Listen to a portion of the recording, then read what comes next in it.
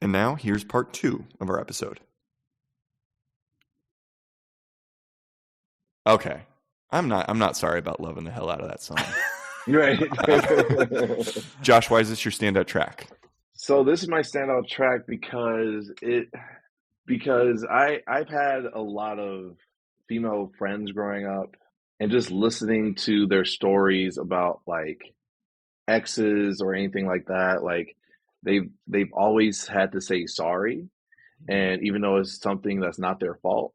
And I think, and also just listening to people talk and their experiences, that women in our society have always just had to say sorry, like in general, even if it's just like, oh, someone bumped into them and they have to say sorry or anything like that. So I think this song really just lifts up people to not have to apologize for things that aren't their fault, even if it's accidental. And I always said I did want to have kids before, but and like growing up and living life, I'm like, oh, I don't know if I want kids. But if I ever did, my hypothetical daughter would be in the backseat and they would know this song, like from top to bottom. I would make sure they know this song by heart, let alone this album. And I think it's just a very uplifting song for a lot of people, but I think specifically it was, for women to not be sorry and just to live your life and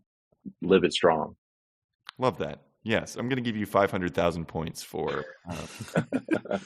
We're no heroes. Us three dudes on this podcast are no heroes, but women don't need to apologize all the time. Right. And I think that also it stems from me being raised by a single mother in a single mother household, where I've seen her do amazing things. And shout out to my mom. She just got her master's degree from the Kellogg School of Northwestern University. A million points to your mom. and I just love, like, there's songs out there for her to listen to and feel empowered, and that makes me happy. Love that. I think it's also no mistake that in the visual album, I mean, this is one of like the 3 defining images of the visual album for me. Like there's the women dancing in the house in formation. There's the yellow dress and the baseball bat, and then there's Beyonce sitting on her throne while Serena Williams is dancing with her. I mean, like, to have those 2 people in the same room together, like, it's 2 goats. Yeah, it's like I could not think of a different comparison when 2 people who are so at like the top of their game, the peak, working together, being in the same room and part of the same project. Like, part of the power of the song and that visual album comes from just who they are and what they've accomplished. They don't have to like say anything else. Just, I mean, they could have both stood there in the same room and just like moved a little bit to it, and we would have been in awe because of everything that they've done together. It's like maximum power in one room together. Right.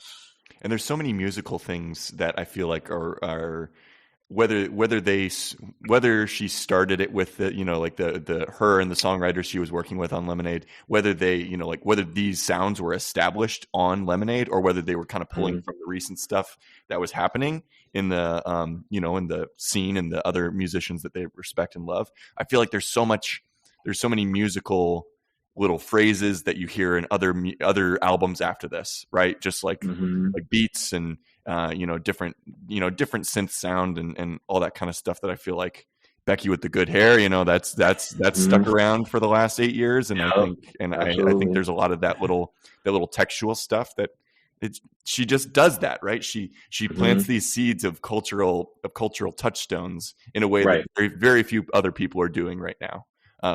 There are a few people on her level. Yeah, and this album just like goes through so many different topics. It's like I said before, it's her life, and then it goes into also like the life of being a Black individual in America, with because at that time police brutality was and the Black Lives Movement was catching fire, and then it goes back into, oh, but don't forget what Jay-Z did, and then it goes back into like her being raised in the South and around her family and having snippets of her family recorded into the album, and Blue Ivy in the album also with the "Good Job B" at the end of one of her songs. You thought I forgot, Jay. Don't worry. Right, exactly. Right. You still messed up. Let me just throw this in there. Political, and I can stay personal, Jay. Right. Well, and we had a clue this album was coming because didn't she debut Formation? Am I mixing up my timeline here? Didn't she? No, you're right. She debuted Formation at the Super Bowl before the album came out. Isn't that right? There was like a whole tour. There was a Formation tour. Yeah. Because the Super Bowl was in February of 2016, and then the album came out in April. Mm-hmm. So that timeline is correct. Okay, she can do what she wants. Right. It was a hell of a Super Bowl show too. Right. It was an amazing show, and she got a whole lot of praise and flack about that because of the messages she was trying to convey. But she held her head high and kept it strutting. I loved it. Am I remembering correctly that was also the one that Bruno Mars was at that one, and also Coldplay? Yes. It was. Bless Chris Martin. Bless Chris Martin. He just looked out of his depth at that point. At that point, he was like, there was so much happening around him that was so stunning, and he's like, he felt like he was just trying to swim. Yeah. No, I had forgot. Yeah, I think Coldplay were technically the headliners, weren't they? I thought it was like those three were like the headliners. Felt kind of equal. Like, it was like we got Coldplay, Beyonce, and Bruno Mars. It was Beyonce's show, though. Yeah, right. Absolutely. Yeah. 100%. I put that up there with the Prince halftime show in terms of like how indelible the memory is for me. Like that was iconic. I think it kind of goes without saying. I mean, she's also been good about paying homage too, because I would argue that a lot of the Formation choreography and costuming owes a lot to like Janet Jackson's Rhythm Nation. And I mean, don't get me started on Renaissance. I mean, like that whole album is paying. Right. I mean, we've talked about that one. Yeah, we could have a whole other episode talking about that one. But like, all the different artists she's paying homage to, and the community that she created that album for specifically. So it's, she's smart. She's really fucking smart. Yeah, like her and her marketing team are A1. Mm-hmm. A1. They're one of one. Yeah. Right. Right. I think what's also become really cool over, and we, let's talk about this summer if you don't mind just a little bit. We got these dueling tours. We have Taylor and we have Beyonce both out there with these massive scale tours, and I feel like it's almost like you see. To me, it feels like Taylor has cracked a code this summer for herself, I think, where she's like created a cultural moment for herself. But to me, this kind of just feels like a continuation. The Renaissance tour just sort of feels like sort of a logical forward step for Beyonce, and not as much of like a catapulting as Taylor has had. Were you able to see the Renaissance tour? Have you had the opportunity to? I do not have the moolah. Exactly. for the Renaissance tour. Yeah. And also the time, because I'm just super busy at work right now, and we're just jumping back from COVID. So most of our education programs are really taking off where I need to focus on that. But I would have loved to seen it. Yeah. I have friends who have seen it multiple times. I don't know how. They may put collateral on their house or something. Yeah, whatever it takes. But it looks like an amazing and beautiful show. Yeah. I have a feeling we're all going to get to see it because something tells me that there's going to be a concert video or something that's going to come out. I mean, hers coming out in the next couple months, I think. Yeah. Mm-hmm. Right on that HBO Max or whatever streaming platform. I wonder what it would be on. Don't get me started on streaming. Lemonade's on Tidal, right? Lemonade is still on Tidal, and I'm wondering. I'm assuming it'll be in theaters whenever this concert video comes out. Yeah, that's a good point. Yeah. So, Josh, when we asked you to give us some perfect albums, we purposefully didn't define the word perfect for you. So we're curious to know, when you sent us your list of albums, what were your standards for perfection? My standards for perfection was length of the album. Like, I can't listen to an album that's more than 45, maybe even 50 minutes. Okay. Just because my attention span might, dwindle. But also I want to make sure they're not just putting out songs just because it sounds good. It has to also tell like a story. Okay. That's great. And there's some on my list that are a little longer, but it's just a longer story. It's because like being in theater, we always have those places like, oh, they're so long. Like, why? Like, you can tell this story in 3-5 scenes. But that was one of them. My other criteria was the production. Production has to be there. Like, I have to hear the 808s and the bass and the horns and just everything. It has to be different too. It has to be different. Okay. So you're looking for something new with it. Looking or for something you haven't heard. Right. Exactly. Okay. It makes you want to get up and move.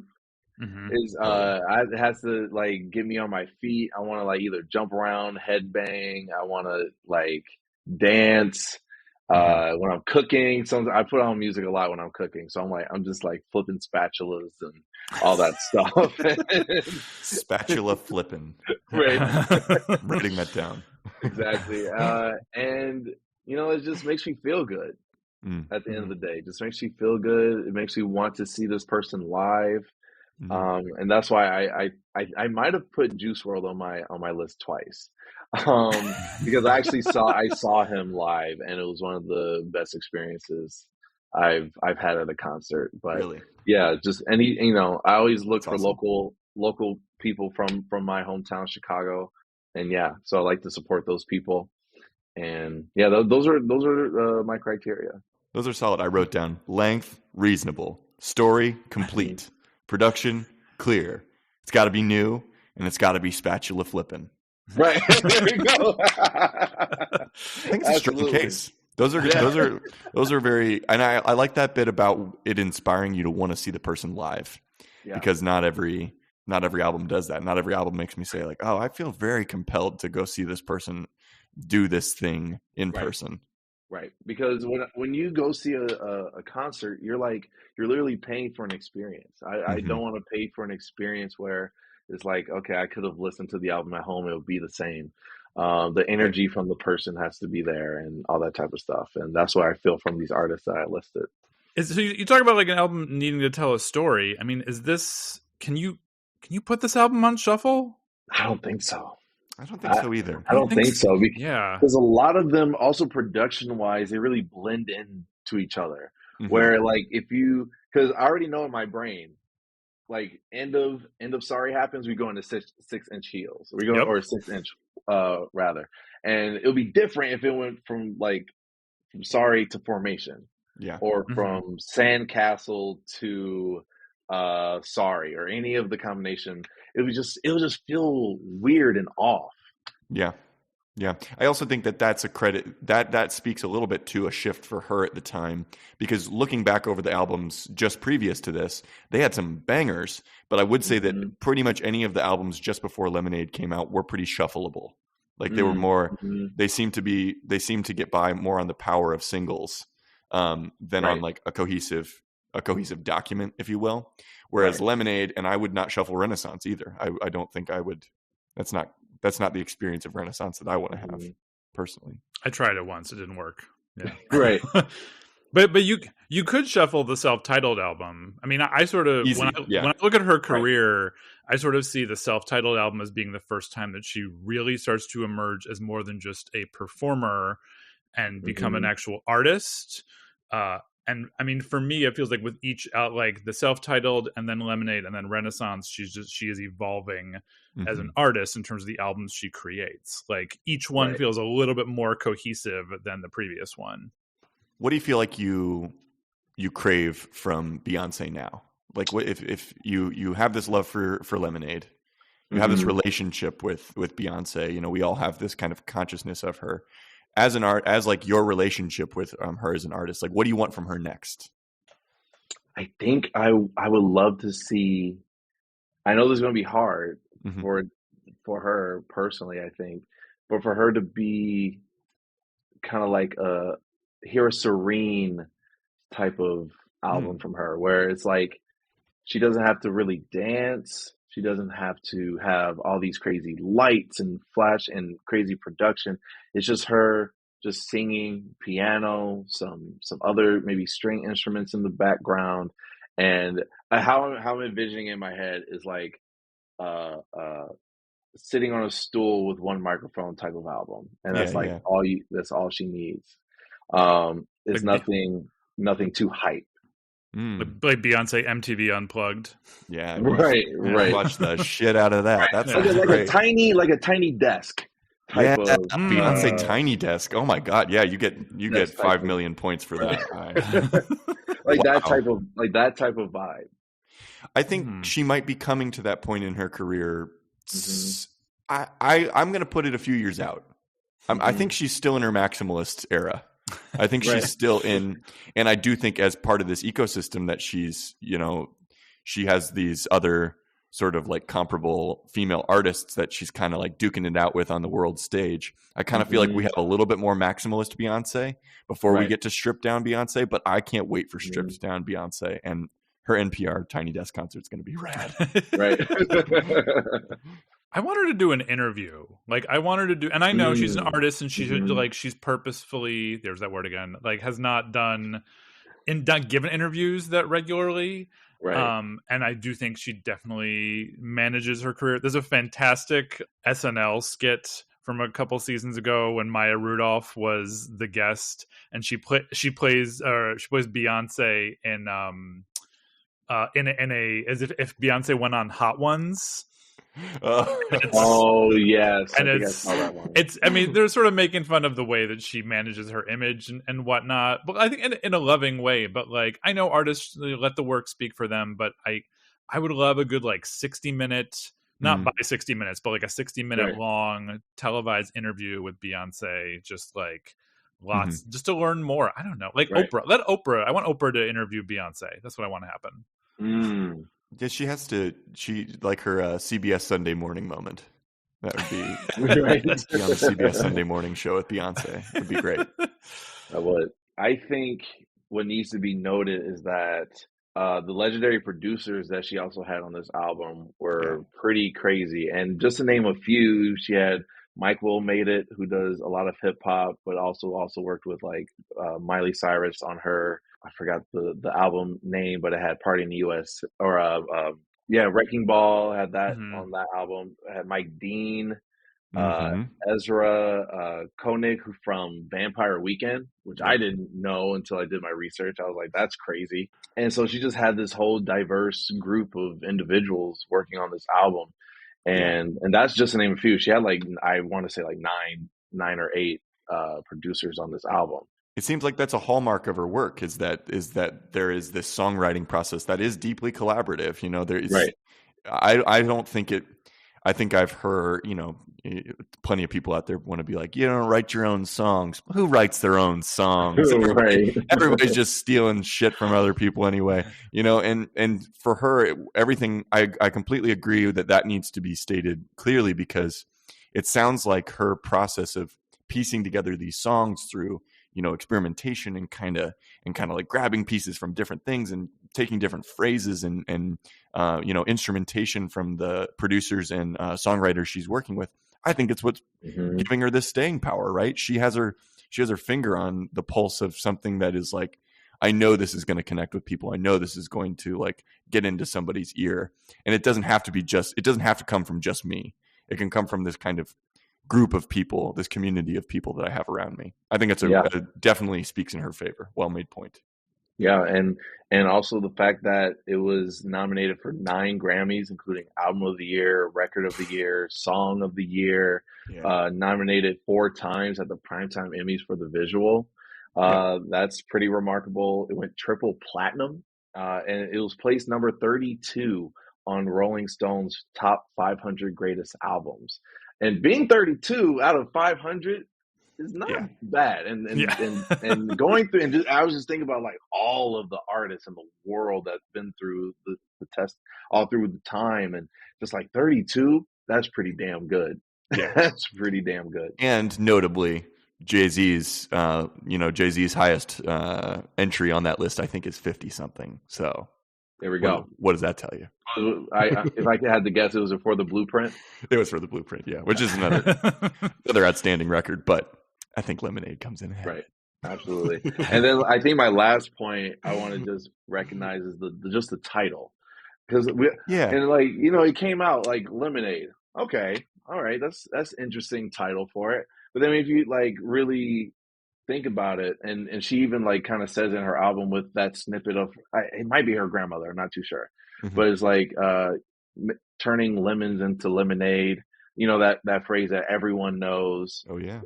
Growing up, and it's just that she's taking her lemons, the sour points and the low points of her life and her personal life, and turning it into beautiful and gracious and dope music, and turning it into nice sweet lemonade. So that's why I really, really like the title of the album.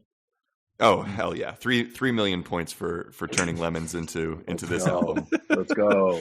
There's one of the things I read on this was that there's a little pull quote from one of the reviews was like, Lemonade is a reminder that giants still walk among us. And she really is.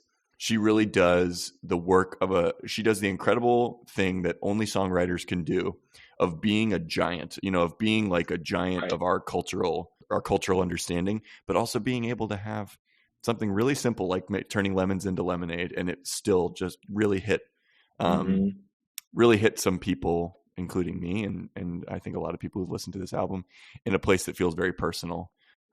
You'll be pleased to know, Josh, I just looked into my Spotify to look at the playlist. I know exactly what playlist you're talking about. From the year that you were my faculty associate at Cherubs, and there are 4 Beyonce songs on that. There playlist. We go. So there we go. Yeah, far fewer than there should be, I think. Well, because it was pre. I think it was pre. I think Self-Titled had come out, but let's be real, it's kind of hard to find a track on the Self-Titled album that you can just play in front of a bunch of kids and dance to. I mean, even like Countdown is a little bit dangerous to play in front of kids when you really listen to the lyrics. Right. But there weren't, on the Self-Titled album, there isn't really anything that, like, if you're trying to get people to work out to, it's not a workoutable album. Not in the way that like Renaissance is, which is, just press play and like you're very set at the gym for an hour. So right. Hell yeah. I like to, if I can, I try and time when I'm doing squats when Thick comes on, because it just feels like that's what that song is meant for, right? I mean, yeah, or deadlifts, one of them. You'll deadlift, drive through your hips, Michael. That's what it is. Yep, you got to. Yep. Josh, okay, so this is, I think the thing that we have not stated quite accurately is that this is a competition. This one goes to 11 is a competition, and it is about winning. All right, I'm down for it. And there are miles and miles and hours of conversation we can have about this wonderful woman, but we're talking about Lemonade, and we're talking about the case you made for why it is perfect. So what we're going to do is we're going to review the points that you had on the board, and then we're going to make our assessment. And I think it's looking pretty good. I don't know. Okay. I think you've brought all the necessary ingredients. Let's see if we made lemonade out of that. So starting with the most recent points I gave you were 3 million points for the title of this album, Lemonade, and exactly what she turned lemons into. 5 million points for invoking an NPR Tiny Desk concert with Beyonce. I'm ready for that. Yep. Mm-hmm. To restate some of your standards for perfection: length reasonable, story complete, production clear. It's got to be new, and it's got to be spatula flipping. I gave you 1 million points for your mom just getting her master's from the Kellogg School at Northwestern. Yes. Bless. Congratulations. Very exciting. It's never lifelong learners. We love a lifelong learner on this podcast, right? I gave you 50,000 points for women not needing to apologize, and for sorry being an excellent document to that idea. 555 points for saying this album is timeless because she doesn't drop names, she just drops messages, and it'll survive. It'll survive for a long time because of that. 12,000 points for this being marinated and cooked low and slow. She didn't rush it. She did exactly. She went through all the necessary steps. She gave it all the time it needed in the oven to be devastating. 10,000 points for her being the Serena Williams of music, and honestly, Serena being the Beyonce of tennis. Maybe the Beyonce of sports in general. I think maybe like Serena just is the Beyonce of sport. Sport. Period. Period. Right. 600 points for recalling your Earth, Wind, and Fire concert as a young person. That's a great one. 9,000 points for Frisian. We love Frisian. Yes. Love it. You gave me an A-. You gave me an A- on my 60-second intro, which was honestly more than I deserved. It was, and it adds to your case though. And 6,000 points for the Southeast Pennsylvania Transit Authority. We're getting there. We're getting there. So those are the points on the board for the case you made, Josh. And I think it's strong. I think Michael and I had no qualms about letting you bring this album before the tribunal. So we're going to put it to Michael, our dear friend, our dear mutual friend. Yes. Michael, you heard the case that Josh made. You've seen the points on the board. Yep. Tell us, is Beyonce's Lemonade a perfect album? Does it go to 11? I mean, I think I have to say yes. You do have to say yes. I want to say yes, and I have to say yes. I feel like both of those exist. I feel like, yeah. It's a very strong case. Case. Well done. A solid album that we knew we were going to talk about at some point, and so we're glad we got to do it with you. Yes, absolutely. I'm glad to bring it forth to the pod. So good. Yeah. So good. Thank you for this.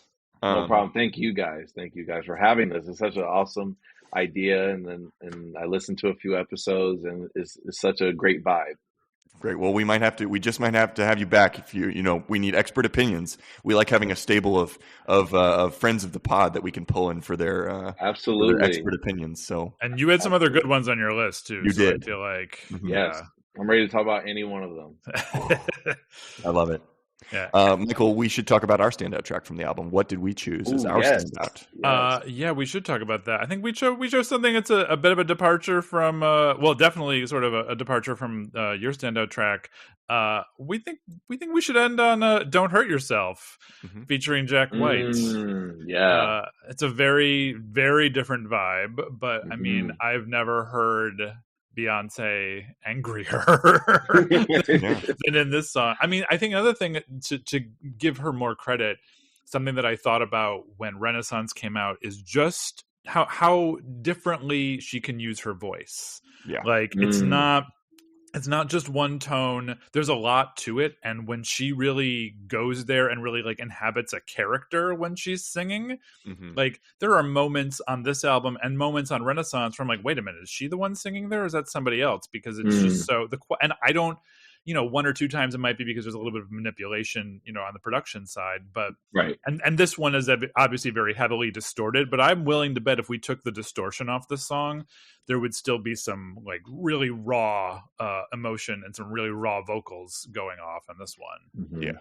There's also, I've kind of said in very general terms how she's like influenced the musical vernacular, but I think vocally it bears like being specific about the fact that this particular cadence that she has, and that she establishes this sort of rap singing hybrid in a particular cadence that it really started to come out on Lemonade, but I think you see the beginnings of it in earlier albums. That has become just sort of like a normal cadence in popular music now, and you see a lot of artists that sort of copy that, for lack of a better term, but definitely are inspired by that vocal cadence. And I think this is a good example of it too. Plus, just Jack White has one of those guitar voices that you can pretty much recognize anywhere. So it was sort of jarring for me to hear that. It was sort of jarring for me to hear that on this album, but I think this album does something different than Renaissance does. They're completely different. They're for completely different audiences. They're completely different documents. That there is a much greater diversity of sound on this album, I think, than there is on Renaissance. Renaissance is a little bit more consistent in terms of its musical voice. But I think that's a positive thing about Lemonade, is that there's a lot going on. Yeah, I'm glad you said that, Tyler, because I looked at it too. I was like, it has like 12 different genres in one album. It has funk, it Absolutely. has blues, alternative, R&B. It's just like it's all over the place, but in a good way. Yeah. And that's what I like about it too. It just has all these different sounds, She can but do it it's still all. a cohesive piece of art. I suppose we should let our listeners listen to that. We have "Don't Hurt Yourself" for you. It's been a pleasure having you, Josh, and can't wait to speak to you further and hopefully maybe see a concert with you someday. Absolutely. Thank you guys for having me. This is such a pleasure. Yeah, great seeing you, Josh. Great seeing you too, Mike. Well, let's give it a listen. Bye, everybody. Bye. See ya.